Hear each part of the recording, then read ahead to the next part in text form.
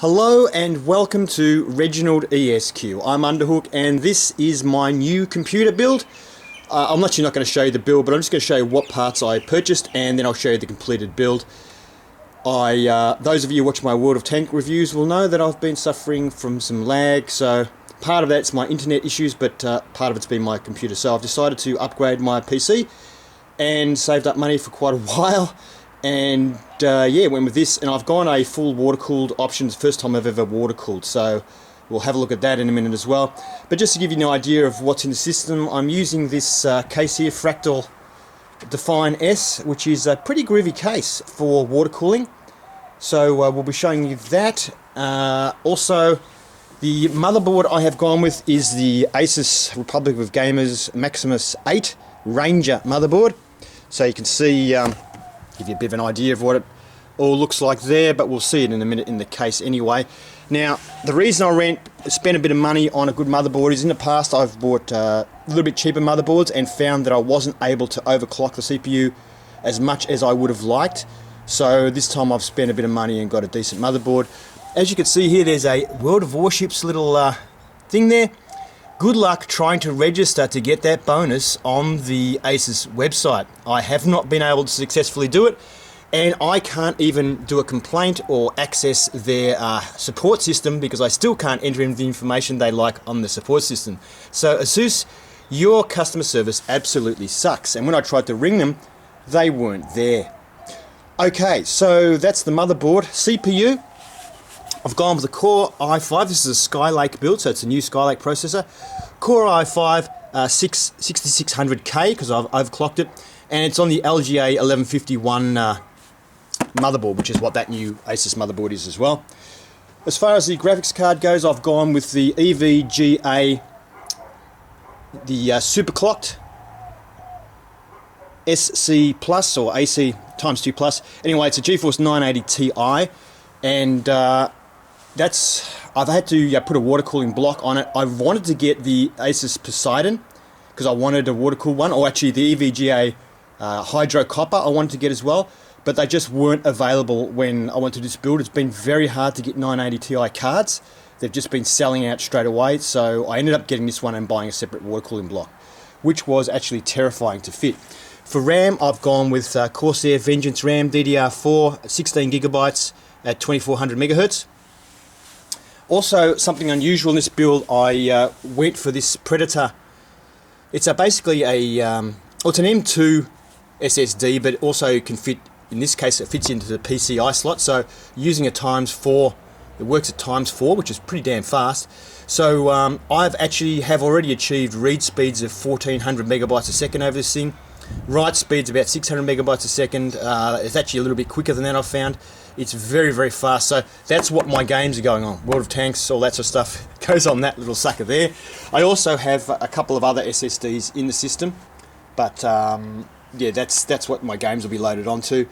Also, I'm using a Corsair 750 watt power supply, which I pinched from my old system. Now, cooling wise, I've gone everything EK, because I wanted my first water cooling build and I wanted everything to fit. I have a double radiator here, which is two 140mm fans fit on that. And just to give you an idea of what it is, so in case you want to use some of the same stuff in your system, perhaps, that's what it is. It's a Coolstream CE 280. So it's a dual. It's quite a thick radiator as well. And I've also got a single 140 radiator from EK as well, and that's what that one's called. Then I have the water block for the 980 Ti, which is actually a EK FC Titan X nickel plate. So if you want to find out if the water block's going to fit your card, go onto their website and check it first, because you don't want to buy a water block that doesn't fit your card. For the actual CPU, I've got an EK water block as well. That's what that one's called right there. Also, I'm using EVGA compression fittings as well. Those are the compression fittings I'm using. This one didn't fit very well. I had a leak with this one, so I just went and bought another one rather than trying to use this somewhere else. I didn't want to risk it. They're not that expensive that you want to risk a leak. And the pump, I'm using a pump reservoir combo, also of course from EK, and so that's what that one's called, D5 Vario pump, which is a very good pump. reservoir combo. I'm very happy with that, actually. That's really good. Also in the cooling, the liquid I'm using is this EK EVA UV blue. So it reacts to UV light, and I have got a couple of UV lights in the system. Just in case you want to know, for the build, I actually used one full bottle of this. I bought a second bottle when I was halfway through the build because I didn't think it was going to be enough, but it turned out to be exactly one full bottle for my system. I'm using this as the tubing I'm using in the system. It's a blue tubing and it's UV reactive. There was 3.3 meters length of tube in this box. It was pretty cheap. It was only about 20 bucks, which is 10 feet for those of you in America. And I have got heaps left. So that was easily well more than enough to do the build with. Fan wise, you can't see any fans in the box because I've already built the computer, but I've got Corsair SP, which is static pressure, 140 fans, 140mm fans. I've got 3 of those fans in the system. Of course, 2 on the double radiator here, 1 on the single radiator here, and there were 2 fans included with the case. One of them is in the bottom and one of them is in the back, which I am using as well for the build. Alright, so let's have a look at the computer. Okay, so here we go. Here's the case. The front is completely flat black. As you can see, there are no bays in this case. So if you want to have optical drives and things like that, you can't really have them unless you're going to have removable ones with this case. They're kind of getting a bit old-fashioned now anyway, but my Windows 8 came on a DVD, so I did have to plug in a DVD drive out of my old computer temporarily. Headphone, microphone jack, reset, power switch, and 2 USB 3 ports on the top here. I had to mount this fan on the outside for my top radiator, single radiator, because I have a very thick radiator, and when I had it inside the case, it was hitting my RAM. So if you have a standard thickness radiator or a thinnish radiator with a 25mm thick fan, it will fit in. There is a fair bit of room in there, but I just happened to have a really thick radiator, so it didn't work too good. Plus, being a 140mm probably made it a bit harder because it was a bit further over to this side. A 120mm would probably be a bit more over this way. There's 3 panels here, 1, 2, 3, which are removable. I obviously have removed the middle one so I can put this fan on. If you take these other 2 panels off, they are honeycomb grill underneath, just like this. Great system. They do have sound deadening under those panels as well, so it helps to reduce noise level if you keep them all fitted on, if that's what you want to do. This side here, which I will remove later, is just a flat black panel as well. The case is wider than my old case. It is a fairly wide case. It is really, I don't know if it's designed for water cooling. I think it probably is designed for water cooling. There is, as you see, a grill in here for airflow because the fans are beneath. Actually, I'll just pull this front panel off. It's quite easy to pull off. Front panel just pulls off, and then you can see there is my fan, full-length fan filter. So you could fit a 120mm radiator, a 3 fan high 120mm radiator if you want to. A little bit of dust on this already. It's just magnets here and a clip. You can just pull it off like that, and then you can see my 2 Corsair fans in front of my radiator there. And I can see that already there's no dust on the radiator. This actual filter was quite dusty. I just actually got a bit of the dust off it, so it's obviously kept all of the dust out of the system. The filter works very well. There is a filter in the bottom of the case as well that covers this fan. You can see here the 140mm fan and the power supply. It covers the complete bottom and is easily removable and cleaned as well. So that side of it's pretty darn good. I will just take this, as you see, big glass panel on the side there. I'll just take that off, put that down. While I'm at the back, here's the back of the computer. You can see 140mm exhaust fan just here at the back, I/O shield, the obviously your bays there, and power supply down the bottom. So inside the case now, you can see my twin 140mm radiator there at the front of the case with the 2 Corsair fans in front, pushing air through. I prefer a pull configuration, but because I've got a very thick radiator where I've mounted the pump, this bracket here, there's actually a bit of a gap before it gets to the grill. When I had the fans on this side, I was actually touching my pump, so I had to put them the other way around because there's not much room here between the grill and the pump, as you can see, so I had to fit it that way around. This is the EK pump reservoir combo. Very good. I'm really happy with it. There is a screw in the top to fill it from, and I have cut a hole. You probably can't see it, but there's a hole in the mesh up here, so when I take off the removable panel on top, I just pop through a bit of tubing with a fitting I have on it and a funnel, and I can just fill it from the top. Really easy to fill that way. And of course, because the panels are removable, I put it back on and it all looks nice and neat again. So there's the pump. There's my mess of tubing. Corsair 750 watt power supply is ample for this system. It's not a modular power supply, unfortunately, so it doesn't look so great from around the back. You can see the motherboard there. You can see the CPU with the EK water block on. And it is UV reactive fluid in there, UV reactive tubing. So I've got a couple of UV lights in the water block and in the water block for the graphics card as well. And there's the RAM, all that sort of stuff. There is, I don't know if I'm getting a good angle here, but there you can see the HyperX PCI SSD there. Very, very fast indeed. Very happy with that. Oh yeah, there's the water block. Can we see it here? There is the water block on the graphics card. That was extremely scary to fit. The instructions are awful, and yeah, that was a bit scary. And I had to remove the back plate. You can't fit the back plate with the water block. There's no holes in the water block for fitting the back plate on. I will probably put it back on just for cosmetic reasons, but it won't really do much. I just need to get some longer bolts to put that on.